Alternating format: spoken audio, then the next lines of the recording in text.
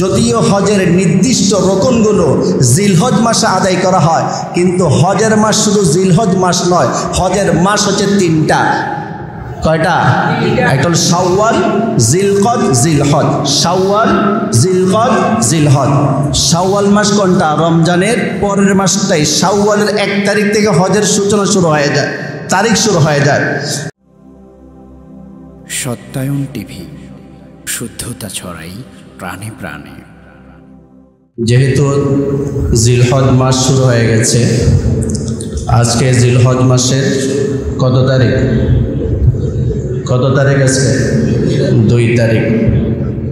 এই মাসে 2টি ইবাদত আছে, মহান ইবাদত। একটি হজ আর একটা কোরবানি। একটি হজ আর একটা কি? কোরবানি। জিলহজ মাসের প্রথম দশকের অনেক ফজিলতের কথা হাদিস এবং কোরআন বর্ণিত আছে। যে হাদিস আমি আপনাদের সামনে পাঠ করেছি, আল্লাহ রাসূল সাল্লাল্লাহু আলাইহি ওয়াসাল্লাম বলেন, মা মিন আইয়ামিন আল আমালুস সালিহু ফিহা আহাব্বু ইলাল্লাহি মিন হাযিহিল আইয়াম।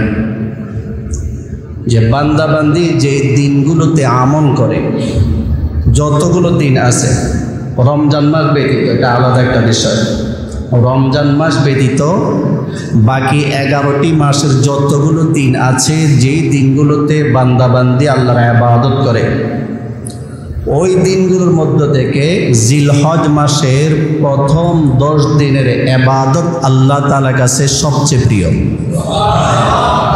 কত দিনের ইবাদত? 10 দিন।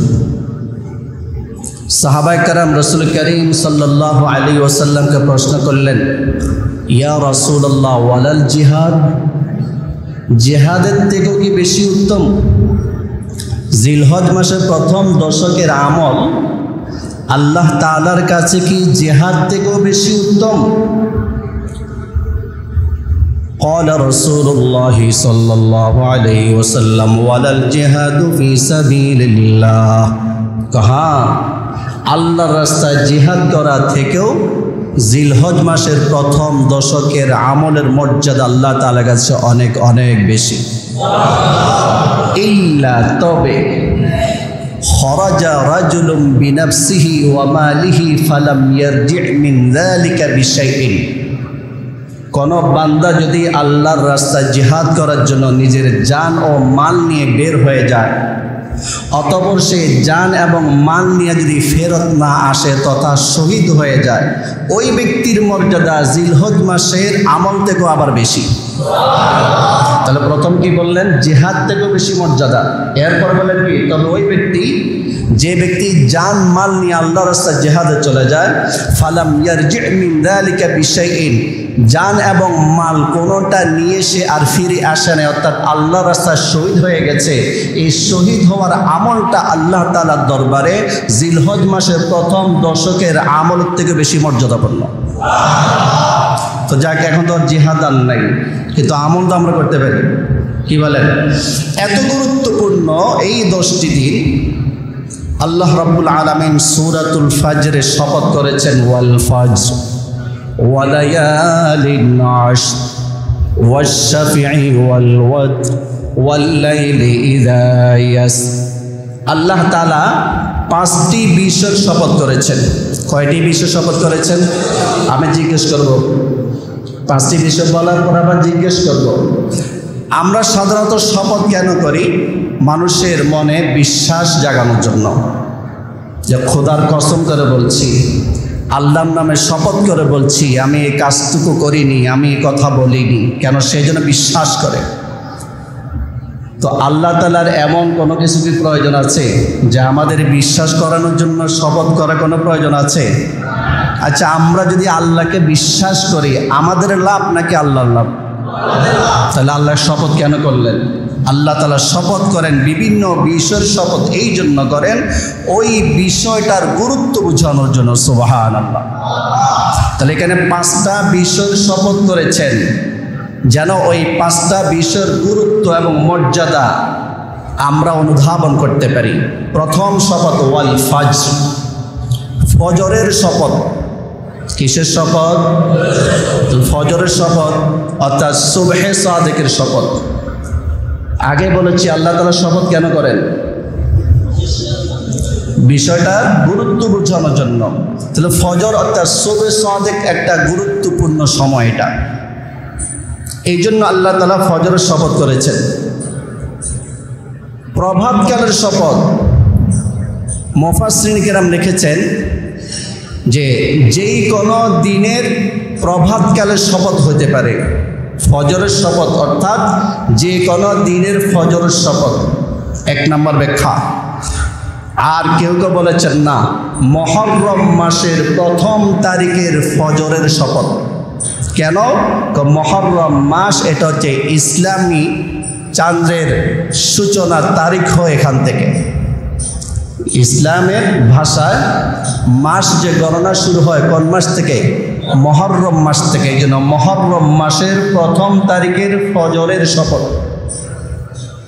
কোন কোন মুফাসসির বলেছেন এখানে আল্লাহ তাআলা যে ফজরের শপথ বলেছেন, এই ফজর দ্বারা উদ্দেশ্য হচ্ছে জিলহজ মাসের 10ম তারিখের ফজরের শপথ। সুবহানাল্লাহ, এটাই আমার আলোচ্য বিষয়।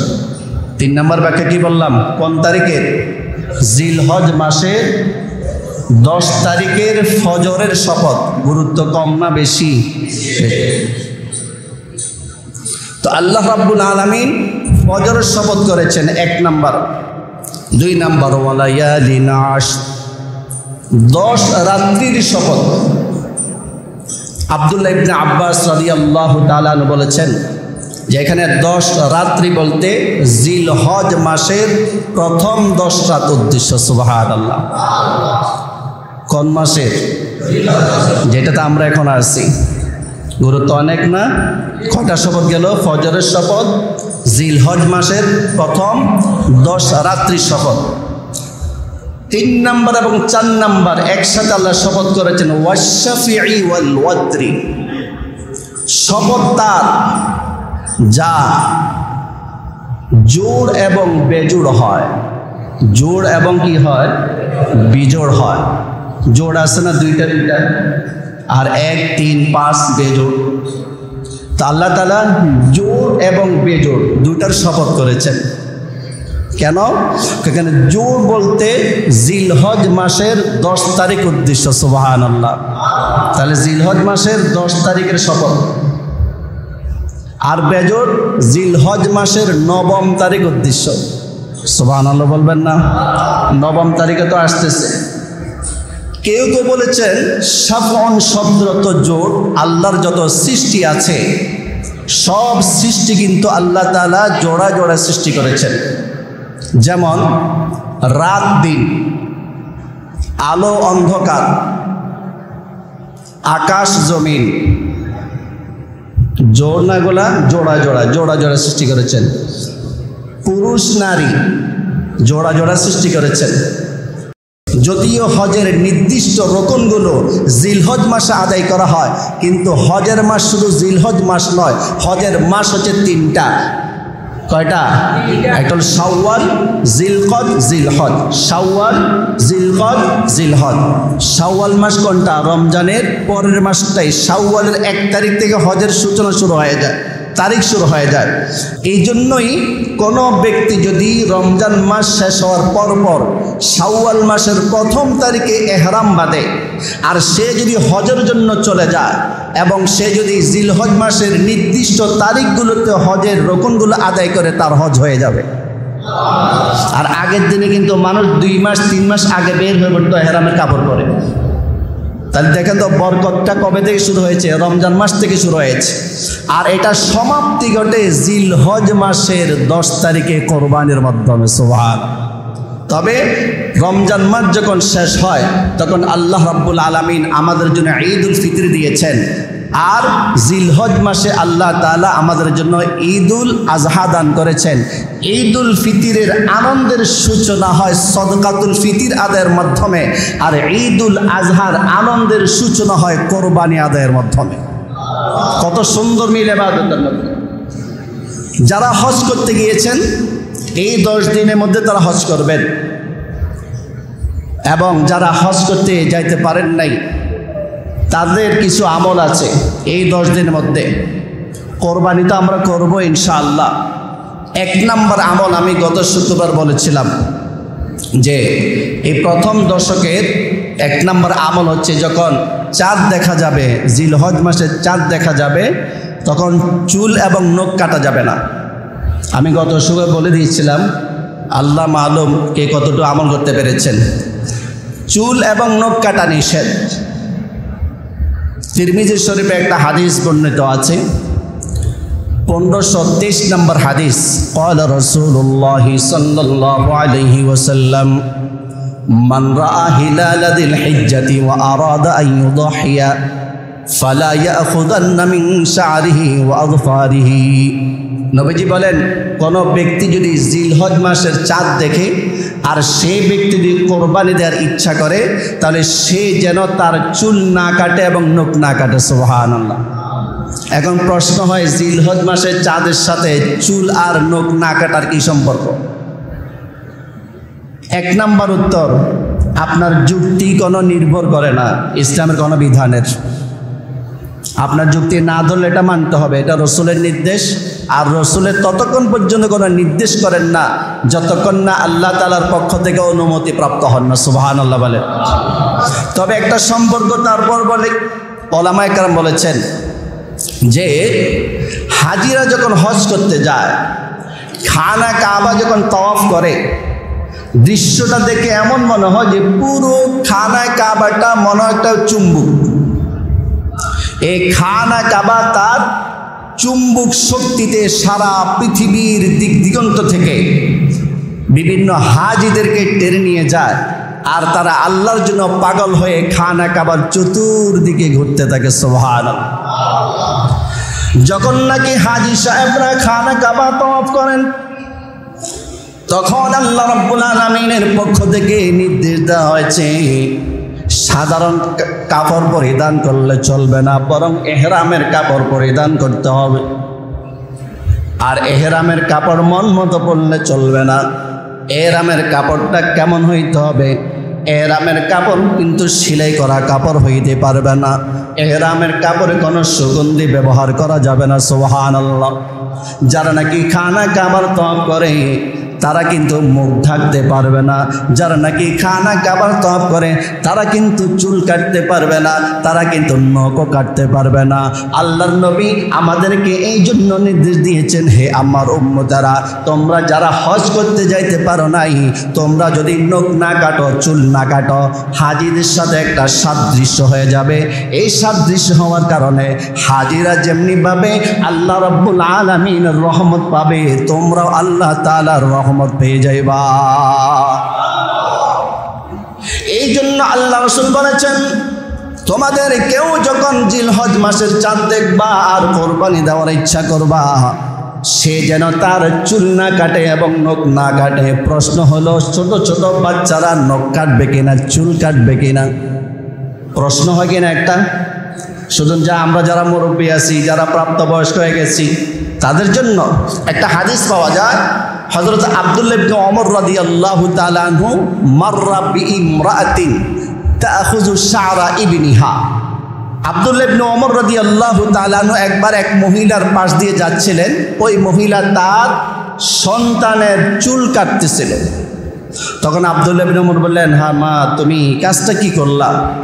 তুমি যদি 10 তারিখ পর্যন্ত অপেক্ষা করতা, তুমি যদি কোরবানি দেওয়ার আগ পর্যন্ত অপেক্ষা করতা, তাহলে কতই না ভালো হইতো। সুবহানাল্লাহ। এখান থেকে বোঝা গেল, ছোট ছোট বাচ্চাদের, ছেলে হোক অথবা মেয়ে হোক, তাদেরও চুল না কাটা, তাদেরও নখ না কাটা। তবে এটা জরুরি না, উত্তম। কেউ যদি চুল কেটে ফেলে, কেউ যদি নখ কেটেই ফেলে, কবিরা গুনাহ হবে না, যেহেতু এই বিধানটা হচ্ছে মুস্তাহাব বিধান। বলেন, এই বিধানটা কি? করলে ভালো, না করলে কোনো কি হবে না, গুনাহ হবে না। এই বছর যা হয়ে গেছে, আগামী বছর আল্লাহ যদি আমাদেরকে হায়াত দান করে, অবশ্যই আমরা আমাদের ছেলে মেয়েদের প্রতি আমরা ইনশাআল্লাহ লক্ষ্য রাখবো। তাহলে বলেন, এই জিলহজ মাসের 1 নাম্বার আমল চুল এবং নখ না কাটা। সময় কখন? যখন চাঁদ দেখব তখন থেকে নিয়ে কোরবানির আগ পর্যন্ত আপনি আপনার পশু জবাই করার পর আপনি চুল কাটতে পারবেন, নখ কাটতে পারবেন, কোনো সমস্যা নেই। 1 নাম্বার আমল। 2 নাম্বার, জিলহজ মাসের 10 তারিখে তো ইনশাআল্লাহ কুরবানি হবে, 1 থেকে 9 তারিখ পর্যন্ত রোজা রাখা। বলেন 2 নাম্বার আমল কি? 1 তারিখ থেকে 9 তারিখ পর্যন্ত কি রাখা? কোরবানি রাখা। আবু দাউদ শরীফে 1437 নম্বর হাদিস, কানা রাসূলুল্লাহ সাল্লাল্লাহু আলাইহি ওয়াসাল্লাম ইয়াসুমু 9 জিলহিজ্জাহ, যে আল্লাহ রাসূল সাল্লাল্লাহু আলাইহি ওয়াসাল্লাম জিলহজ মাসের 9 তারিখ পর্যন্ত রোজা রাখতেন। সুবহানাল্লাহ। কত তারিখ থেকে কত তারিখ পর্যন্ত? 1 তারিখ থেকে কত তারিখ পর্যন্ত? 9 তারিখ পর্যন্ত তিনি রোজা রাখতেন। কয়টা আমল হলো? 2টা। কয়টা আমল হলো? 1 নাম্বার চুল না কাটা এবং নখ না কাটা। 2 নাম্বার কি? 1 তারিখ থেকে 9 তারিখ পর্যন্ত কি রাখা? রোজা রাখা। 3 নাম্বার আমল, জিলহজ মাসের 9ম তারিখে রোজা রাখা। জিলহজ মাসের আগের তারিখটা পার্থক্য কি? 1 তারিখ থেকে 9 তারিখ পর্যন্ত রোজা রাখা, এটা একটা। আরেকটা হলো কি, 8 তারিখ সে রাখতে পারে না কোনো কারণবশত, একটা দিন বাকি আছে 9ম তারিখ, হাজিরা যেই দিন আরাফায় অবস্থান করে, ওকুফে আরাফা যেটাকে বলা হয়। তো আমাদের দেশে 9 জিলহজে রোজা রাখা, এটা রোজা রাখলে কেমন ফায়দা হবে? মুসলিম শরীফে একটা হাদিস বর্ণিত আছে, 1162 নম্বর হাদিস, ক্বালা রাসূলুল্লাহ সাল্লাল্লাহু আলাইহি ওয়াসাল্লাম সিয়ামু ইয়াউমি আরাফাতা আহতাসিবু আলাল্লাহ আন ইউকাফিরা আস-সানাতা আল্লাতী ক্বাবলাহু ওয়াস-সানাতা আল্লাতী বা'দাহু। আল্লাহর নবী বলেন, আমার কোন উম্মত যদি জিলহজ মাসের 9ম তারিখে রোজা রাখে, আগের 1 বছর এবং পরের 1 বছর, মোট 2 বছরে আমার উম্মতের যত গুনাহ থাকবে সব গুনাহ আমার আল্লাহ মাফ করে দিবেন। তাহলে দেখুন, আগের 1 বছর মাফ হয়ে যাবে, সামনে 1 বছর মাফ হয়ে যাবে, যা ইচ্ছা তাই করতে পারবো না। এখানে কোন ধরনের গুনাহ মাফ হবে? সগীরা গুনাহগুলো মাফ হবে। কোন গুনাহ মাফ হবে? সগীরা গুনাহ মাফ হবে। আর কবিরা গুনাহ তওবা করলে মাফ হবে, তওবা না করলে আল্লাহ তাআলা মাফ করবেন না। আর বান্দার হক যদি কেউ নষ্ট করে, ওই বান্দার হক আদায় না করিয়া তওবা করলে আল্লাহ মাফ করবে না, যতক্ষণ না বান্দা মাফ করে। মাসালা খেয়াল রাখবেন। তাহলে বলেন 3 নম্বর আমল কি? জিলহজ মাসের 9ম তারিখে কি রাখা? সুযোগ কি আছে না চলে গেছে? আজকে 2 তারিখে যারা আলহামদুলিল্লাহ রোজা রাখতে পেরেছেন, 1 এবং 2 আলহামদুলিল্লাহ, যারা রাখতে পারেন না এখনো সুযোগ আছে। 3, 4, 5, 6, 7, 8, 9 এই রোজাগুলো রাখার জন্য ইনশাআল্লাহ আমরা চেষ্টা করব। 4 নম্বর আমল, জিলহজ মাসের 1ম দশকে বেশি বেশি জিকির করা। বেশি বেশি কি করা? জিকির করা। قال رسول الله صلى الله عليه وسلم أكثروا فيهن من التحميد والتكبير والتهليل। আল্লাহ রাসূল বলেন, জিলহজ মাসের 1ম দশকে তোমরা বেশি বেশি আলহামদুলিল্লাহ জিকির করতে থাকো। সবাই বলেন, সবাই বলেন আলহামদুলিল্লাহ। ওয়াত তাকবীর, সবাই সব আল্লাহু আকবার বেশি বেশি জিকির করতে থাকো। আল্লাহু আকবার এটা একটা জিকির। একটা হলো আলহামদুলিল্লাহ, একটা কি? আল্লাহু আকবার। ওয়াত তাহলিল, বেশি বেশি লা ইলাহা ইল্লাল্লাহ জিকির করতে থাকো। বলেন তো এখানে কয়টা আমল কথা বলছেন? 1 নাম্বার আলহামদুলিল্লাহ, 2 নাম্বার আল্লাহু আকবার, 3 নাম্বার আলহামদুলিল্লাহ আলহামদুলিল্লাহ আলহামদুলিল্লাহ আলহামদুলিল্লাহ। কষ্ট হতেছে আপনাদের? তা আওয়াজ তো নাই। আলহামদুলিল্লাহ আলহামদুলিল্লাহ আলহামদুলিল্লাহ আলহামদুলিল্লাহ। আল্লাহু আকবার আল্লাহু আকবার আল্লাহু আকবার আল্লাহু আকবার আল্লাহু আকবার। লা ইলাহা ইল্লাল্লাহ লা ইলাহা ইল্লাল্লাহ লা ইলাহা ইল্লাল্লাহ লা ইলাহা ইল্লাল্লাহ লা ইলাহা ইল্লাল্লাহু মুহাম্মাদুর রাসূলুল্লাহ সাল্লাল্লাহু আলাইহি ওয়াসাল্লাম। কয়টা আমল গেল? কয়টা আমল গেল? এইখানে দেখছেন বলে গেছে, 4টা গেছে না। 5 নম্বর আমল, জিলহজ মাসের প্রথম দশকে আমরা তাকবীরে তাশরিকের আমল করব। কিসের আমল? তাকবীরে তাশরিক। তাকবীরে তাশরিক কোনটা? আল্লাহু আকবার, আল্লাহু আকবার, লা ইলাহা ইল্লাল্লাহু, আল্লাহু আকবার ওয়ালিল্লাহিল হামদ। কোথায় ওয়াও আছে, কোথায় ওয়াও নাই, ভালোভাবে খেয়াল করবেন। অনেকে মনে হয় এটা সহজ, করতে গেলে যদি বলে যে একটু বলেন তো, পারবে না। কিন্তু সবার সাথেই পারে, এককভাবে বলতে গেলে পারে না, আটকে যায়। আল্লাহু আকবার, আল্লাহু আকবার, লা ইলাহা ইল্লাল্লাহু, আল্লাহু আকবার ওয়ালিল্লাহিল হামদ।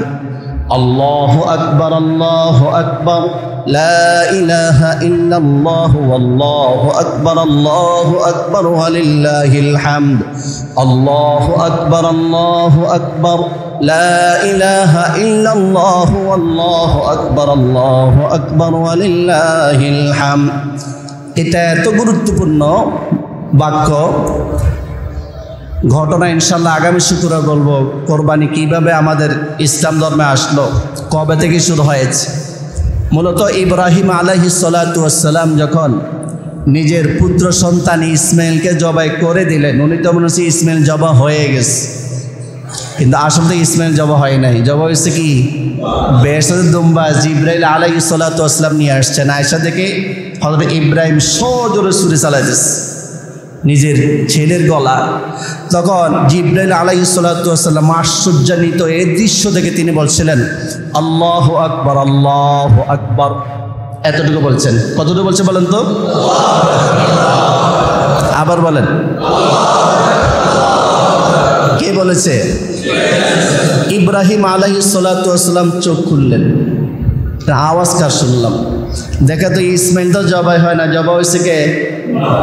তখন তিনি বলেন লা ইলাহা ইল্লাল্লাহু, আল্লাহু আকবার।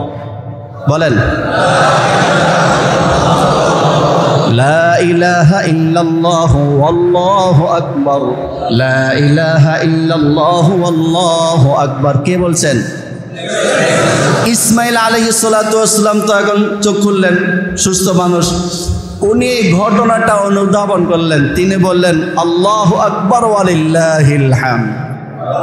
তাহলে বলেন একটা বাক্যের মধ্যে কে কে আছেন? ফেরেশতা আছেন, ইব্রাহিম নবী আছেন, এবং কে আছেন? আল্লাহু আকবার, আল্লাহু আকবার, লা ইলাহা ইল্লাল্লাহু, আল্লাহু আকবার ওয়ালিল্লাহিল হামদ। আল্লাহু আকবার, আল্লাহু আকবার, লা ইলাহা ইল্লাল্লাহু, আল্লাহু আকবার ওয়ালিল্লাহিল হামদ। আল্লাহু আকবার, আল্লাহু আকবার, লা ইলাহা ইল্লাল্লাহু, আল্লাহু আকবার ওয়ালিল্লাহিল হামদ। এই তাকবীরকে বলা হয় তাকবীরে তাশরিক। এটা আমল শুরু হবে 9 তারিখ ফজরের নামাজের পর থেকে। 9 জিলহজ ফজরের নামাজের পর থেকে শুরু হবে 13ই জিলহজ আসর পর্যন্ত। তাহলে 9 তারিখ, 10 তারিখ, 11 তারিখ, 12 তারিখ, পরিপূর্ণ কয় দিন? 4 দিন। 4 দিনে কয় ওয়াক্ত নামাজ? 20 ওয়াক্ত নামাজ। এরপরে 13 তারিখের 3 ওয়াক্ত, ফজর, জোহর, আসর। ফজর, জোহর, তাহলে 20 আর 3 কত? 23 ওয়াক্ত নামাজের পর এই তাকবীরে তাশরিক বলা নারী এবং পুরুষ প্রত্যেকের জন্য ওয়াজিব। সুবহানাল্লাহ বলেন। তবে পুরুষরা জোর আওয়াজে বলবে, নারীরা আস্তে আওয়াজে বলবে, কিন্তু বলতে হবে। এখন একটা প্রশ্ন, ফরজ নামাজ আদায়ের পর তাকবীরে তাশরিক বলাটা ওয়াজিব। কোন ব্যক্তি যদি কোন নামাজ কাজা করে ফেলে, 9 থেকে 13ই জিলহজ পর্যন্ত কোন ব্যক্তি যদি নামাজ কি করে ফেলে? কাজা করে ফেলে, পরবর্তীতে সে নামাজগুলো যদি আদায় করে, কাজা নামাজ যদি আদায় করে, তার জন্য তাকবীরে তাশরিক বলা জরুরি কি না? প্রশ্ন কি বুঝছেন? হওয়াটা স্বাভাবিক না? নামাজটা কাজা হয়ে যেতে পারে, আমি নামাজটা যখন কাজা আদায় করব তখন তাকবীরে তাশরিকটা বলবো কিনা? কোন ব্যক্তি যদি উল্লেখিত দিনগুলোর মধ্যে নামাজ কাজা হয়ে যায় এবং মনে আছে তো ঘরটা বানাইছিলেন কে? এই দিনগুলোর মধ্যে হজ করা হয়। আর হজ কি কোনো ব্যক্তি করতে পারবে খানা কাবার বিধান পালন করা ছাড়া, তাওয়াফ করা ছাড়া? পারবে না। এই খানা কাবা নির্মাণ করেছিলেন হযরত ইব্রাহিম আলাইহিস সালাতু ওয়াস সালাম এবং পুত্র ইসমাইল আলাইহিস সালাতু ওয়াস সালাম, বাবা আর বেটা দুইজনে মিলে যখন সম্পাদন করলেন, নির্মাণ কাজ সম্পাদিত হলো, তখন বাপ বেটা দুইজনে মিলে 3টা দোয়া করেছিলেন। কয়টা দোয়া করেছিলেন? وَإِذْ يَرْفَعُ إِبْرَاهِيمُ الْقَوَاعِدَ مِنَ الْبَيْتِ وَإِسْمَاعِيلُ رَبَّنَا تَقَبَّلْ مِنَّا إِنَّكَ أَنْتَ السَّمِيعُ الْعَلِيمُ। রব্বানা তাকাব্বাল মিন্না ইন্নাকা আনতাস সামিউল আলিম। আমরা সবাই মুনাজাতে বলি, হে রব, হে আমাদের রব, তাকাব্বাল মিন্না, আপনি আমার এবং আমার ছেলে ইসমাইল এই দুইজনে মিলে যে আমলটা করলাম, মেহেরবানি করে আপনি আমলটুকু কবুল করে নিন। ইন্নাকা, নিশ্চয় আপনি, আন্তা, ইন্নাকা আন্তা, নিশ্চয় আপনি, আস-সামি', সর্বশ্রোতা, সবকিছু আপনি শোনেন, আল আলিম, আপনি সর্বজ্ঞ, আপনি সব কিছুর ব্যাপারে আপনার ইলম আছে, জ্ঞান আছে। প্রথম দোয়া। তো এত মহৎ কাজ করার পর আল্লাহকে বলছেন, আল্লাহ যদি এই নির্মাণ কাজে কোনো ভুল ত্রুটি হয়ে যায়, ভুল ত্রুটিকে আপনি মাফ করে দেন, আমাদের এই ত্রুটিযুক্ত আমলটুকু আপনি কবুল করে নেন। সুবহানাল্লাহ। তাহলে কি শিক্ষা পেলাম? আমার দ্বারা যদি আল্লাহ কোনো ভালো কাজ নেন, তখন গর্ব করতে নেই, অহংকার করতে নেই যে আমি অনেক ভালো ভালো কাজ করি, জানো আমি কে। না, তুমি যতই ভালো কাজ করো, ইব্রাহিম আলাইহিস সালাতু ওয়াস সালামের মতো খানা কাবা নির্মাণের মতো ভালো কাজ তো করতে পারবা না। এত ভালো কাজ করার পরও তিনি নিজেকে এত ছোট মনে করছে, আল্লাহ যদি আমার ভুল হয়ে যায়, এই আমলটুকু আপনার দরবারে পেশ করার উপযুক্ত না, ভুল ত্রুটি হতে পারে, আল্লাহ ভুল ত্রুটি মাফ করে দেন। সুবহানাল্লাহ বলেন। 1 নাম্বার। 2 নাম্বার, রব্বানা ওয়াজআলনা মুসলিমাইনি লাকা ওয়া মিন যুররিয়াতিনা উম্মাতান মুসলিমাতান লাক ওয়া আরিনা মানাসিকানা ওয়া তুব আলাইনা ইন্নাকা আনতাত তাওয়াবুর রহিম। রব্বানা ওয়াজআলনা মুসলিমাইন, আয় আল্লাহ আমি এবং আমার শিশুপুত্র ইসমাইলকে আপনি মুসলমান বানায় দিন। রব্বানা ওয়াজআলনা মুসলিমাইন লাক, আয় আল্লাহ আমি এবং আমার পুত্র ইসমাইলকে আপনি মুসলমান বানায় দিন। ইসমাইল আলাইহিস সালাতু ওয়াস সালামের জন্য ইব্রাহিম আলাইহিস সালাতু ওয়াস সালাম দোয়া করলেন, আল্লাহ আমি এবং আমার পুত্র ইসমাইলকে মুসলমান বানায় দিন। কি মনে করেন ইব্রাহিম নবী আর ইসমাইল নবী কি মুসলমান ছিলেন না? ইব্রাহিম আর ইসমাইল যদি মুসলমান না হন, পৃথিবীর মধ্যে এমন কে আছে যে মুসলমান হতে পারবে? এই প্রশ্নের উত্তর হচ্ছে, মুসলিম শব্দের অর্থ হচ্ছে পরিপূর্ণ আত্মসমর্পণকারী। বলেন মুসলিম শব্দের অর্থ কি? ইব্রাহিম নবী আল্লাহকে বলতেছেন, আল্লাহ আমি এবং আমার পুত্র ইসমাইলকে পরিপূর্ণ আত্মসমর্পণকারী বানিয়ে দিন। সুবহানাল্লাহ। আমি এবং আমার পুত্র সর্বক্ষেত্রে যেন আপনার বিধানের সামনে নিজেকে সপর্দ করে দিতে পারি, এই তৌফিকটুকু দান করেন। এই দোয়াটা আমাদের জন্য দরকার আছে নাকি নাই? কারণ আমরা মুসলমান বলে দাবি করি, যতক্ষণ পর্যন্ত আমরা মসজিদে অবস্থান করি তখন মুসলমান মনে হয়, কিন্তু যখন বাজারে চলে যায় তখন ধোকার কাজ শুরু হয়ে যায়, বাজারে যখন চলে যায় তখন মিথ্যার সয়লাভ শুরু হয়ে যায়, গালিগালাজ শুরু হয়ে যায়, ঝগড়াঝাটি শুরু হয়ে যায়, অনেক গুনাহের কাজ শুরু হয়ে যায়। নিজে নিজে যদি চিন্তা করা হয় তখন নিজেই নিজে বিচারের পর ফয়সালা হয়ে যায়, আমি কিন্তু মুসলমান না। কারণ মুসলমান তো সেই ব্যক্তি যে ব্যক্তি ব্যক্তি জীবনে, পারিবারিক জীবনে, সামাজিক জীবনে, রাষ্ট্রীয় জীবনে সর্বক্ষেত্রে আল্লাহর বিধানের সামনে নিজেকে সমর্পণ করে দেয়। তাহলে বলেন রব্বানা, হে আমাদের রব, আপনি আমাকে এবং ইসমাইলকে মুসলমান বানায় দেন। এর অর্থ কি? পরিপূর্ণ আত্মসমর্পণকারী বানায় দেন। সুবহানাল্লাহ। শুধু আমি এবং আমার সন্তান ইসমাইল নয়, বরং ওয়া মিন যুররিয়াতিনা উম্মাতাম মুসলিমাতাল লাক, আয় আল্লাহ, আমার বংশধর যারা আসবে ভবিষ্যতে তাদের মধ্য থেকেও আপনি মুসলিম জাতি সৃষ্টি করে দেন। সুবহানাল্লাহ। আমাদের জন্য দোয়া করছে। ভবিষ্যতে শুধু আমি আর আমার পুত্র এখানে সীমাবদ্ধ না, আমার বংশধর যারা আসতেছে এদের মধ্য থেকে আপনি উম্মাতাম মুসলিমাতাল লাক, এমন উম্মত, এমন জাতি আপনি সৃষ্টি করেন যারা আপনার বিধানের সামনে নিজেকে সঁপে দেবে। সুবহানাল্লাহ।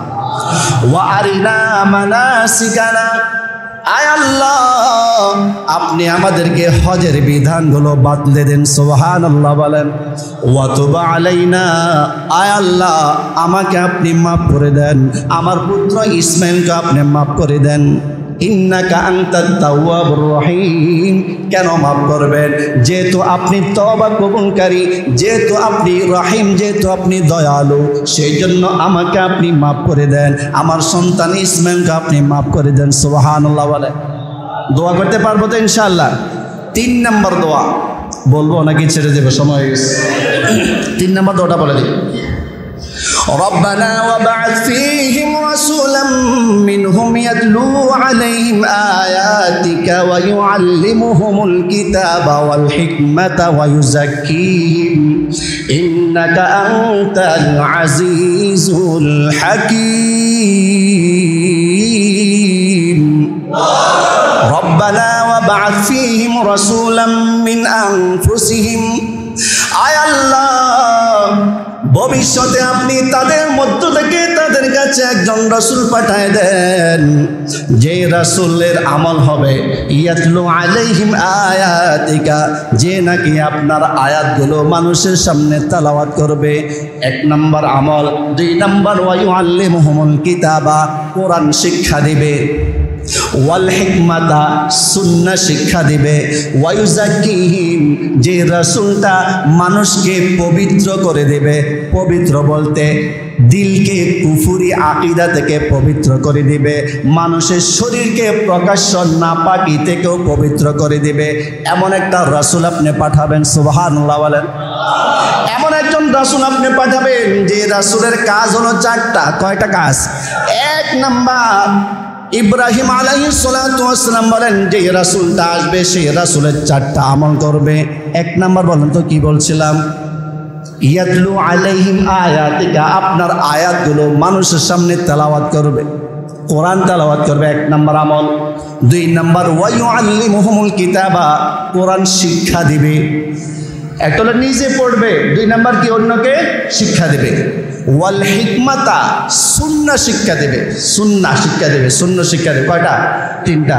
ওয়া ইউযাক্কিহি, মানুষকে পবিত্র করবে, অর্থাৎ মানুষের দিলকে কুফরি থেকে পবিত্র করবে। আর যারা মুসলমান হয়ে গেছে এদেরকেও এদের শরীর যেন নাপাক না থাকে, নাপাকে নিয়ে নামাজ পড়লে তো নামাজ হবে না, ইবাদত করলে ইবাদত হবে না, এই রাসূলটা এসে তাদের শরীরকে যেন পবিত্র করে দেয়। সুবহানাল্লাহ বলেন তো কোন রাসূলের জন্য ইব্রাহিম নবী দোয়া করছিলেন? সে রাসূল আমরা পেয়েছি কি পাই নাই? কারণ কেন? আমাদের রাসূল জন্মগ্রহণ করেছেন ইসমাইল আলাইহিস সালাতু ওয়াস সালামের বংশে। সুবহানাল্লাহ। আমি 2 জুমা আগে সম্ভবত বলেছিলাম যে ইব্রাহিম আলাইহিস সালাতু ওয়াস সালামের ঘরে যে ইসমাইল জন্মগ্রহণ করেছেন, ইসমাইল আলাইহিস সালাতু ওয়াস সালাম কার গর্ভে আসছিলেন? হযরতে হাজরা। মাশাআল্লাহ মাশাআল্লাহ। কেন? ওই সারার কি হয় না, কোনো সন্তান হয় নাই।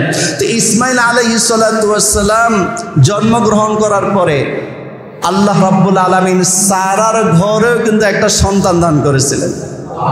তখন ইব্রাহিম আলাইহিস সালাতু ওয়াস সালামের বয়স হয়েছিল 120 বছর, সুবহানাল্লাহ বলেন। আর সারার বয়স হয়েছিল 99 বছর। কত বছর? পবিত্র কোরআনে বিস্তারিত ঘটনা আছে, একসময় ইনশাআল্লাহ বলবো কিভাবে হলো। তাফসীরতে অনেক মজা লাগে, তাই না? তো সারার বয়স কত ছিল? 99। ইব্রাহিমের বয়স কত? যেই সন্তানকে আল্লাহ রাব্বুল আলামিন হযরত সারার গর্ভে দান করেছিলেন, ওই সন্তানের নাম ছিল হযরত ইসহাক আলাইহিস সালাতু ওয়াস সালাম। এখন আসেন, ইব্রাহিম নবী কি দোয়া করেন? আল্লাহ, আপনি একজন রাসূল পাঠাবেন, যে রাসূলের কাজ করবে কয়টা? এখন দেখেন, ইসমাইলের বংশে আল্লাহ তাআলা একজন রাসূল পাঠিয়েছেন, যে রাসূলের নাম মুহাম্মদ সাল্লাল্লাহু আলাইহি ওয়াসাল্লাম। হযরত ইসমাইল আলাইহিস সালাতু ওয়াস সালামের বংশে একজন মাত্র নবী আল্লাহ তাআলা বানিয়েছে। কয়জন নবী? আর সারার ঘরে যে ইসহাক আলাইহিস সালাতু ওয়াস সালাম জন্মগ্রহণ করেছিলেন, ওই ইসহাক আলাইহিস সালাতু ওয়াস সালামের বংশে কতজন নবী? আমরা যে বলি 1 লক্ষ বা 2 লক্ষ নবী রাসূল বলি না, এই 1 লক্ষ বা 2 লক্ষ 24,000 নবী রাসূল যে বলি, একজন নবী মুহাম্মদ সাল্লাল্লাহু আলাইহি ওয়াসাল্লাম ব্যতীত বাকি যত লক্ষ এবং হাজার নবী রাসূল আসছেন, সব নবী রাসূল ইসহাক আলাইহিস সালাতু ওয়াস সালামের বংশে জন্মগ্রহণ করেছিলেন। তাহলে আসেন, ইসমাইল নবীর বংশে কয়জন নবী? আর ইসহাক আলাইহিস সালাতু ওয়াস সালামের বংশে কয়জন নবী? বাকি সব নবী। ইসহাক আলাইহিস সালাতু ওয়াস সালামের বংশে নবী হোক অথবা ইসমাইল আলাইহিস সালাতু ওয়াস সালামের বংশে নবী হোক, ইসহাক এবং ইসমাইল কার ছেলে? তাহলে এই জন্য ইব্রাহিম আলাইহিস সালাতু ওয়াস সালামকে বলা হয় আবুল আম্বিয়া, মানে সমস্ত নবীদের বাবা। সুবহানাল্লাহ। তাহলে ইব্রাহিম আলাইহিস সালাতু ওয়াস সালাম এক হিসাবে সমস্ত নবীদের বাবা, আরেক হিসাবে ইব্রাহিম আলাইহিস সালাতু ওয়াস সালাম জাতির পিতা। ইব্রাহিম ইসলাম কি পিতা? আর আদম আলাইহিস সালাতু ওয়াস সালাম হচ্ছে কি? যেটা বলতেছিলাম, ইব্রাহিম আলাইহিস সালাতু ওয়াস সালাম কয়টা দোয়া করলেন? 3টা দোয়া করলেন। জিলহজ মাসে আমাদের 6 নাম্বার আমল কি? বেশি বেশি কি করা? দোয়া করা। সময় শেষ হয়ে গেছে। যাক, যতটুকু আমরা আলোচনা করেছি এবং আলোচনা শুনেছি, আল্লাহ রাব্বুল আলামিন আমাদের বোঝার এবং আমল করার তৌফিক দান করুন ইনশাআল্লাহ।